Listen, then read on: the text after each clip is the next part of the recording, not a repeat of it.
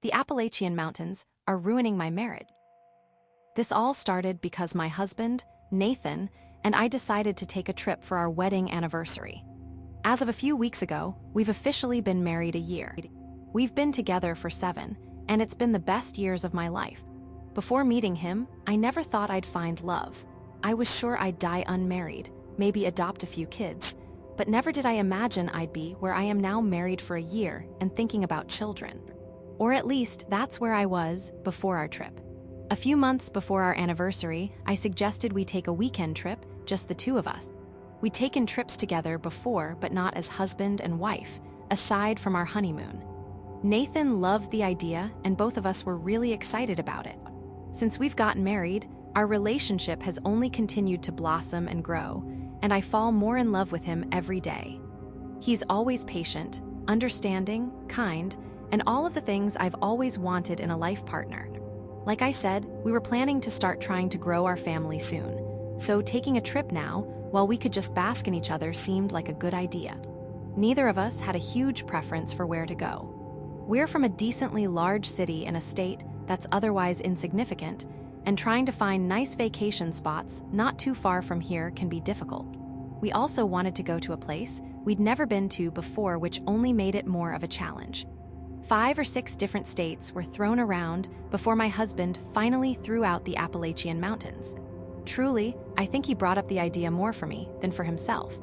I'm a fan of things that are known to have an element of creepiness to them, hence being a fan of NoSleep, and I've mentioned the stories about what could be lurking out in the Appalachian Mountains to him before. I don't want to know, but it wasn't a deer. Looking at me, eyes clouded with fear, he asked me if I saw it. I shook my head, knowing he did, and asked what he saw. It was the biggest deer I've ever seen in my entire life. If we weren't in West Virginia, I would have thought it was a moose. It wasn't a deer, I reminded him. I think it was sick. Something looked off about it. That's because it wasn't a deer.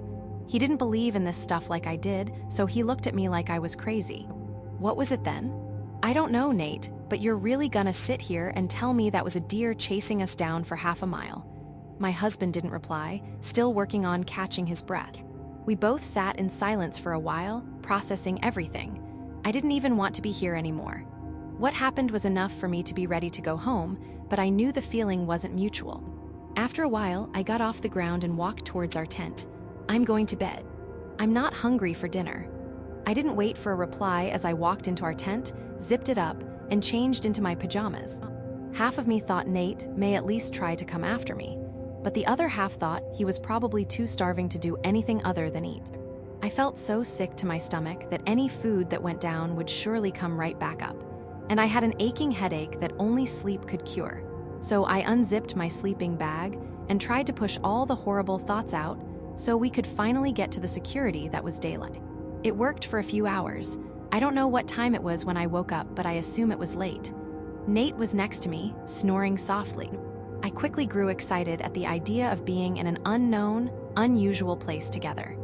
We decided to go to West Virginia since it was the closest state to us that Appalachia runs through. I could hear the sound of rain outside the tent, but even worse, I could feel it ever so slightly dripping on my arm. I looked up and there was a small gash in our tent, like someone had taken a pocket knife and just barely scratched the top of our tent with it. Enough to make a hole, but not big enough to notice just by a quick glance. I sat up straight and watched the water pour in, and then looked down to see a puddle already pooling. I wondered how long the rain had been pouring for. Gently, I shook Nate awake. He was a heavy sleeper, but after a minute of shakes and whispers, he was finally gaining consciousness. Nate, it's raining through the tent." "What?" He was still groggy. "There's a hole in the tent." "Rain is getting through?" He was still confused and half asleep as he looked up to see the hole nearly right above where I was lying. "That's weird," was all he said at first. "Yeah, I know. There's a puddle in the tent too. I don't know how long it's been raining for, but it's been raining since you went to sleep, really, but that hole was not in the tent when I came to bed." He insisted. "It's been raining for that long?" I questioned with the raise of an eyebrow. "How did you eat if you couldn't start a fire?" "I ate like 10 protein bars." He continued to mumble. "What do we do? I can't sleep like this. The tent is basically ruined." My husband seemed to contemplate this as he continued waking up. Let's go sleep in the car. In the morning, I can patch up the hole and clean out the water. I didn't like that answer at all, but I knew I wouldn't like any option right now. I'll start looking up places to stay at, I suggested, already typing away on my phone. Nathan paused. Oh, I was thinking maybe we could camp out. I immediately froze up. The last thing I wanted was to step out of this tent in the pitch black while it rained on us. I don't think there would be any more vulnerable feeling than that. What if we just went back to sleep and left in the morning? I don't want to go out there right now. My very rational husband looked at me with bug eyes. Are you crazy? We'll get sick sleeping in cold rain. I felt tears welling up in my eyes. I can't do this, Nate. I'm scared. There's nothing to be scared of, Cassie.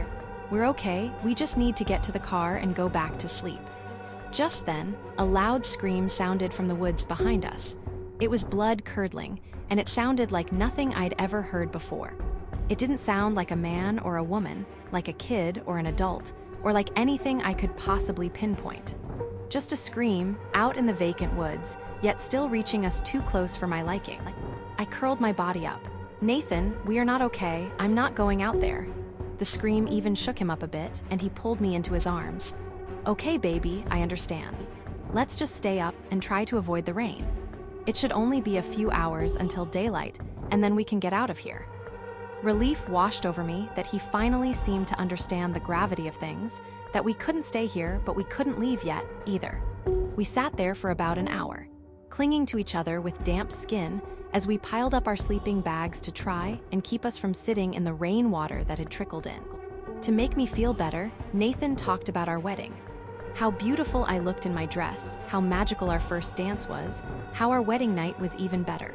Camping in the Appalachian Mountains seemed a little hardcore, even for me. My husband, on the other hand, loves camping and has been begging me to try it ever since we started dating. He talked about how he hoped our first child was a girl, how he hoped she was as beautiful as I was even though he knew she would be. He talked of all the things he knew made my heart flutter in the complete opposite way that this place did, trying to calm me down and take my mind off of all the strangeness here. It was working, too. I felt serenity overtaking me as we moved on to the topic of baby names, something we'd talked about before but only briefly, when we started to hear the scratches. On the back of the tent, directly behind us, it sounded like somebody was taking 10 sharp knives and dragging them down the nylon material. We both froze, not daring to look behind us. At first, we didn't acknowledge it, just paused to make sure it didn't continue before resuming our conversation. But it wasn't even 5 minutes later that it happened again. Okay, this is ridiculous, Nate said, unraveling himself from me and moving towards the front of our sanctuary. What are you doing? I asked in a panic. Whatever the fuck is going on, I'm sick of it. Look at you, you're worried out of your mind. It's probably just an animal. I rolled my eyes and reached out to grab him. Even if it is an animal, what are you gonna do? If a bear is standing behind our tent right now, you're just gonna go out there and ask it to go away. What are you thinking?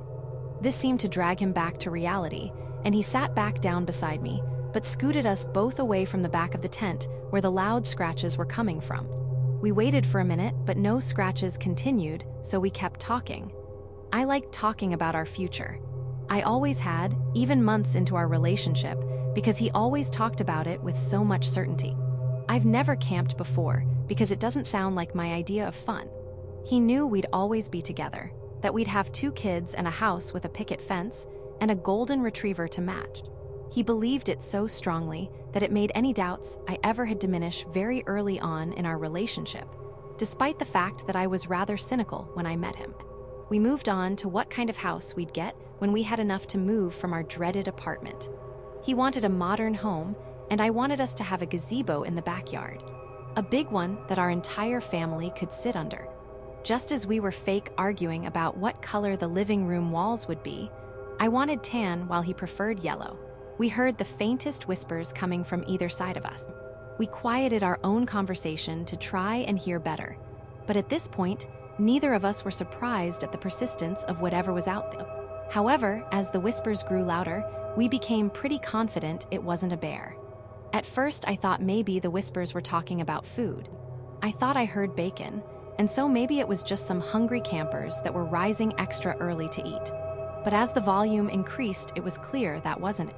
I was still struggling to make out what was being said. But as Nathan tightened his grip on me, and I looked over to see him nearly in tears, I started to put it together. "Nathan," that whisper was crystal clear, even over the rain, and sounded like it was right in our ears. My eyes widened as I realized what was happening. I like the outdoors enough, but I tend to hate what comes with it: bugs, bears, and the overall lack of convenience, since you don't have technology or utilities that something like a hotel would have. My mind flashed back to all the Reddit threads I looked over, all the videos I watched, and they all contained warnings about hearing your name in the mountains, about how you never react and you never respond. But my husband didn't know that because I truly hadn't thought it was something I'd have to tell him, because I never thought it was something we'd encounter. Before I could try to change the subject, do anything to get him not to acknowledge it, he shouted in a way I'd never heard. "Leave us the fuck alone." He thrashed around a bit, pushing on the tent as if to signal that he meant business, but I knew he had made the worst possible decision. The whispers stopped, along with every other sound in the woods. It was too quiet now, to the point of an eeriness that was almost worse than the whispers were. I shook my head feverishly at him, as if to tell him not to say another word.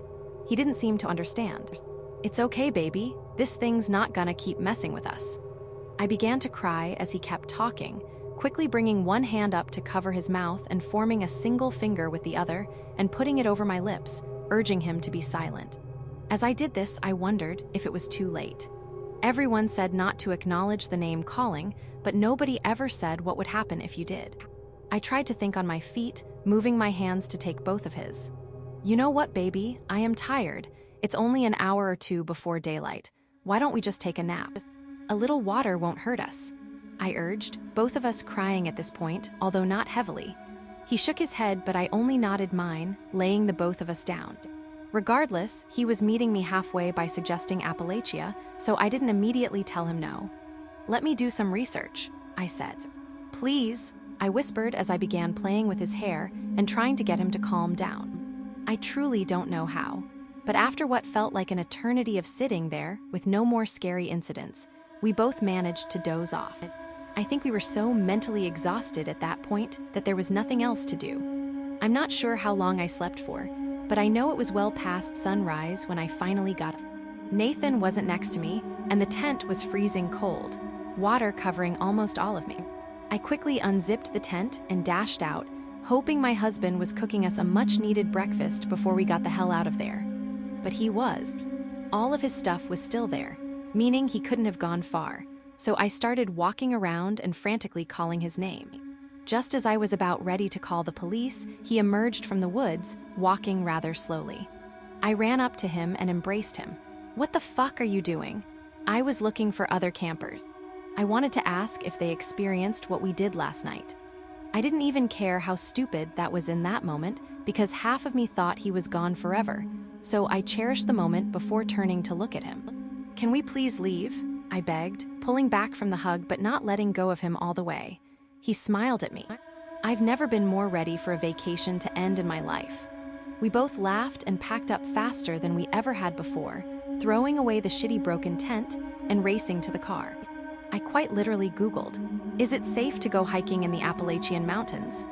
There were some general warnings about how to stay safe from wildlife, strangers, and what to do in any case of emergency, but nothing flat out said it was a bad idea. In that moment, I felt so much relief, so much love for my life and for my husband, so lucky to be back in our car and heading to our tiny box of an apartment. My husband offered to drive, so I slept almost the entire way home. I was so caught up in the joy and rush of getting out that I ignored a few things I really shouldn't have. It wasn't until we were back home and started to settle back in that these things started to register. First, it was that my husband's fingers were longer than I remembered, his ring hardly fitting anymore. I asked him about the ring, and he said he lost weight on our trip since he barely ate. That didn't make much sense to me, but I didn't press it. He also seemed weirdly taller. He was never a tall guy, although taller than me, but now he seemed at least 6 feet tall. I was too nervous to ask him about that, so I let it go. He was also acting a bit strange, not as calming and affectionate as normal, and was much shorter and dry when we had conversations. I jokingly brought up our talk about what color our living room walls would be, again saying that a tan color would be nice. This time, he agreed with me. Maybe I could have chalked those things up to whatever and let it be. Maybe I could have let it go and moved on. But when he went back to work that Monday, his start time being a few hours earlier than mine, I decided to finish unpacking for him. Normally, he was quick to unpack while I lingered, leaving my bag there a few days, but this time it was the opposite. In fact, the Appalachian Mountains website claimed it was safer than most other places. Looking back now, I can see how they're not the most reliable source, but at the time it all looked good to me. I had never unpacked faster, wanting to get rid of any memory of our trip from hell, but he said he just didn't have the energy. I figured since I had some extra time that morning, I'd just help out and he'd have a pleasant surprise when he got off work. As I was pulling his clothes out, tucked between a t-shirt and pajama pants, was his notebook. He kept a notebook with him when we traveled, to jot down interesting things for when we didn't have our cell phones to commemorate, so I didn't think too much of it. However, I had this strong, nagging feeling in me to look in it. Curiously, I picked it up and opened to the last page. I don't have much time. I can hear them calling me again. It's getting louder. I swear I saw claws coming through the hole in the tent. Cassie, if you're reading this, I likely didn't make it back. I know you would tell me not to go out there, to leave it alone and go back to sleep, but I can't. They're coming for me. If I don't go check it out, I fear they'll come for you too. I don't know what it is, but I can feel it hunting me. It's angry. I love you so much. I want nothing more than to have our future together, just the way we planned it, but if I can't have one, there's no sense in dragging you down with me. I really hope I come back to you. So I told him yes. It was the biggest mistake I've ever made.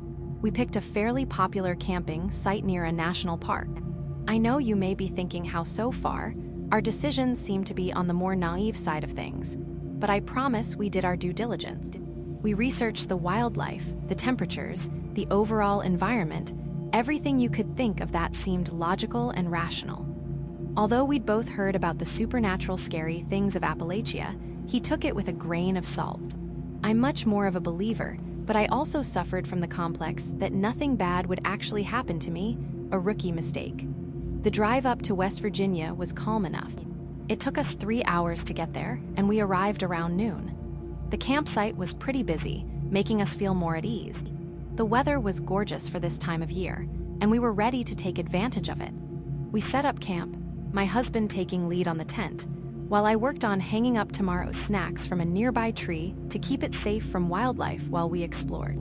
Truthfully, our first day was non-eventful, yet nothing short of amazing. We didn't do much, just walked around the park and campsite a bit, getting comfortable and familiar with the area. We were both pretty tired, so around dinner time, we came back and Nathan started a fire for us to cook our hot dogs and s'mores. Although I was reluctant about camping, this felt right. Just us and nature and good old-fashioned food that could be cooked with fire and nothing else. I'm a teacher, so the stress of my job gets to me easily, and this was the perfect way to distress. Nathan works construction, so his job isn't easy either, and he was enjoying this even more than I was. After dinner, we put the fire out, cozied up in our tent, and drifted off. I remember thinking to myself that if our entire time here was like this, then it would be the perfect trip. The next day is when things started to go downhill. Not right away, of course. The day started beautifully. We could feel the brightness of the sun through the tent as we woke up, could hear the birds chirping, could smell other campers cooking up breakfast. We followed suit, him starting to heat up some beans while I grabbed some bread from our deed tree line. We ate, relaxed for a bit, and then in the early afternoon, we prepared for our first hike of the trip. Hiking has been a huge part of Nathan and I's relationship. It was even our first date, so we're both pretty seasoned hikers, and we felt comfortable doing a 5-mile hike to start off our day.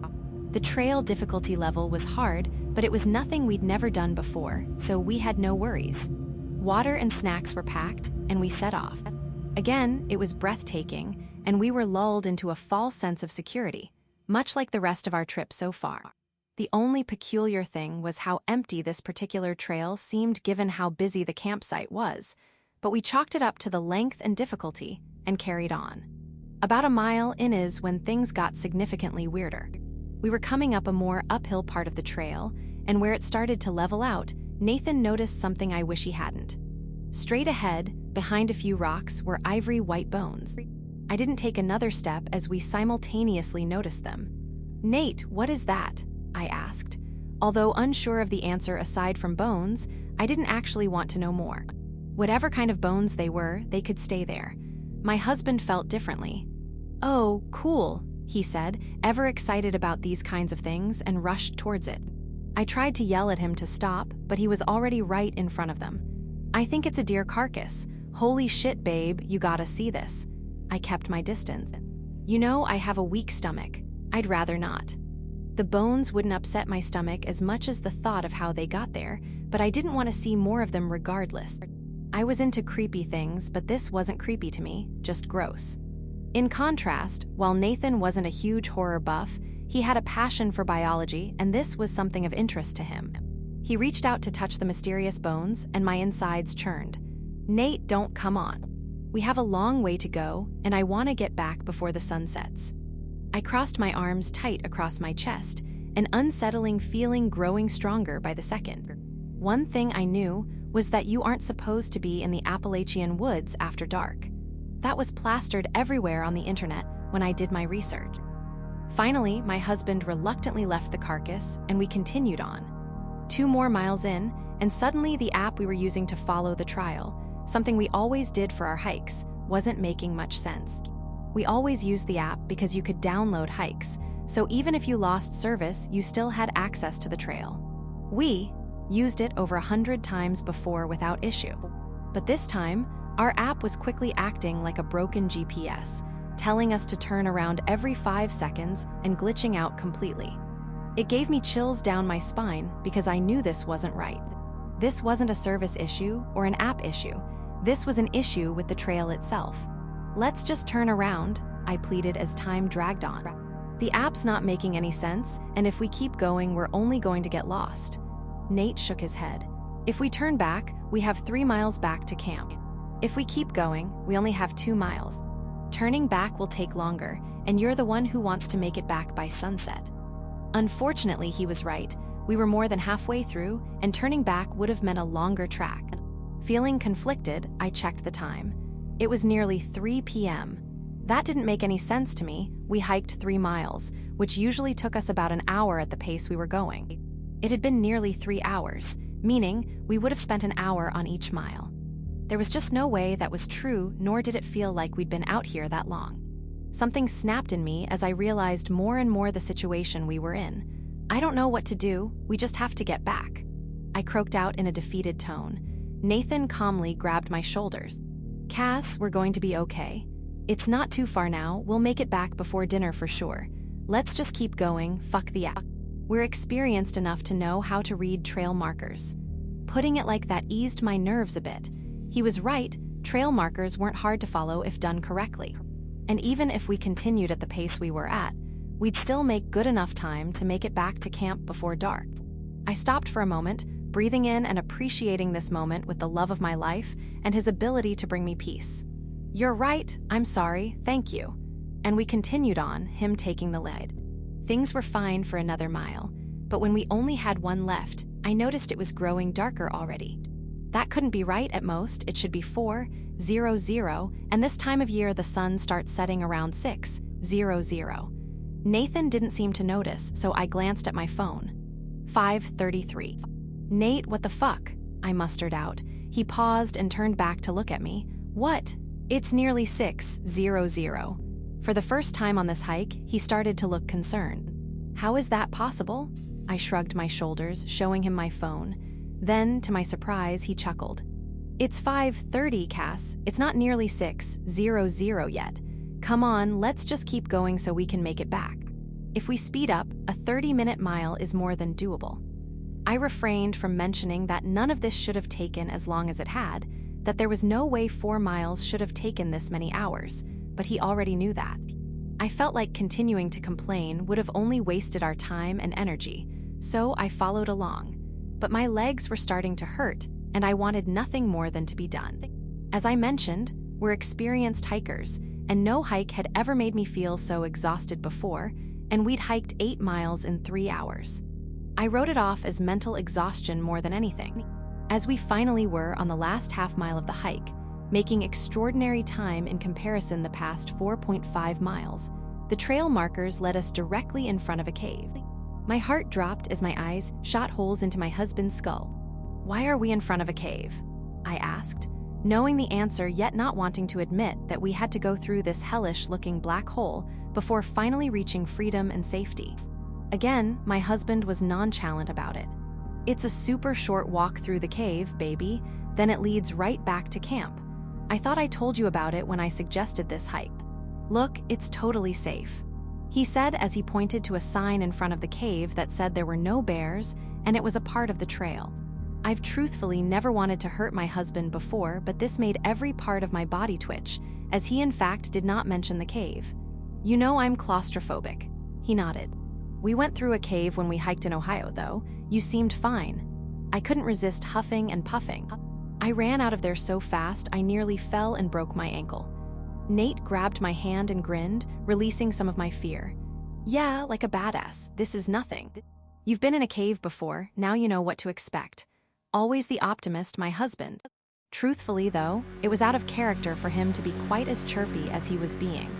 But I figured he was trying to stay positive for the both of us since I was pretty close to breaking down. Very reluctantly, we walked into the cave, which we had to duck down to be in since it was so short. I shut my eyes tight and grabbed my husband's hand. "I don't know if I can keep my eyes open in here without throwing up," I warned as we started our walk across the narrow rocks that lay at the floor of the cave. He gripped my hand tight. "I can be your eyes, but be extra careful where you step. Some of these rocks are no joke." The walk through the cave, although terrifying, was not unusual. He was right.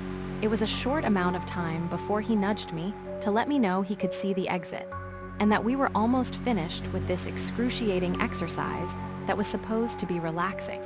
I opened my eyes to see the exit, and to see the sun quickly setting as well, making me pick up my pace. He followed suit, feet crunching loudly against the rocks. "Your shoes are loud," I complained as we moved ahead. He looked over at me, confused. "I thought that was you." "Great, that isn't a creepy thing to hear in a cave as the sun sets." I didn't bother thinking too hard about it, moving closer to the exit. My husband didn't share that sentiment, turning his head to look behind him. "Holy shit, there's a deer in here." Goosebumps raised up on my arms and legs, despite the fact that I was sweating, and I reached over to grab his hand without looking behind me. "We've seen deer, Nate. It's nothing too interesting. Let's go." But the things I saw on TikTok made me think maybe there was no deer behind us.